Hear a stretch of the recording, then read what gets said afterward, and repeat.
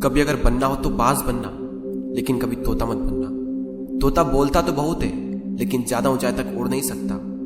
बाज बोलता बहुत कम है, लेकिन सबसे ऊंचाई पर उड़ता है, और बाकी पंछियों का राजा होता है एक बाज। आज मैं आपको 5 ऐसे पॉइंट्स बताऊंगा जो कि हर इंसान को बाज से सीखना चाहिए, और लाइफ की बहुत बड़ी लर्निंग है इन 5 पॉइंट्स में।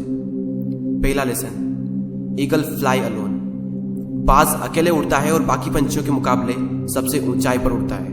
बाज अकेले उड़ेगा, लेकिन कभी भी चिड़िया और छोटे पंछियों के साथ नहीं उड़ेगा।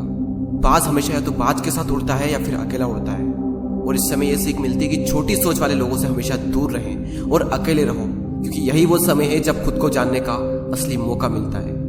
दूसरा लेसन, बाज का विजन बहुत ज्यादा क्लियर होता है और बहुत ज्यादा स्ट्रॉन्ग होता है। बाज अपने शिकार को 5 किलोमीटर दूर से ही देख लेता है, और जब एक बार उसे अपना लक्ष्य दिख जाता है तो उसके बाद चाहे रास्ते में कितनी भी मुश्किलें क्यों ना आए, वो अपने लक्ष्य को हासिल करके ही दम लेता है। इससे भी एक बहुत बड़ी सीख मिलती है कि अपना विजन क्लियर रखो, और उसे हासिल करने में फिर चाहे कितनी भी मुश्किलें क्यों ना आए, पीछे मत हटो उस बाज की तरफ। तीसरा लेसन, बाज कभी भी मरे हुए जानवरों को नहीं खाता, वो हमेशा जिंदा शिकार करता है, और इससे हमें यह सीख मिलती है कि जो हमारा पास्ट है वो मर चुका है, तो अपने उन मरे हुए सड़े हुए थॉट्स पर ध्यान मत दो और अपनी आने वाली ताजी फ्रेश जिंदगी पर ध्यान लगाओ। अपने पास्ट की पुरानी यादें जो तुम्हें तंग करती है उन्हें वही रहने दो जहां पर उसकी जगह है, और तुम्हारे पास्ट की जगह है तुम्हारे पास्ट में, उसे वर्तमान में जगह मत दो।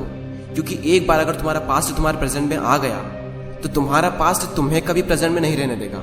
पास्ट में तुम्हारे साथ कितना भी बुरा क्यों ना हुआ हो, वो सब यादें, वो सब थॉट्स मर चुके हैं, और उस बाज की तरह बनो जो कभी भी मरी हुई चीजों को नहीं खाता।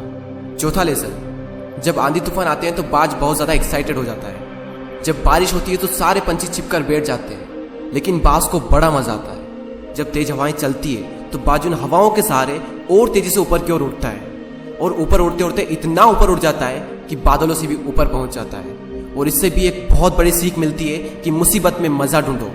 और नेपोलियन हिल ने एक बार कहा था कि हर बड़ी चुनौती अपने साथ में एक बहुत बड़ा अवसर लेकर आती है। तो उस बाज की तरह तुम भी अपने अवसर को पहचानो, और जिस दिन तुमने अवसरों को पहचान लिया तो सारी मुश्किलें तुम्हारे नीचे होगी और तुम उन मुश्किलों के ऊपर होगे।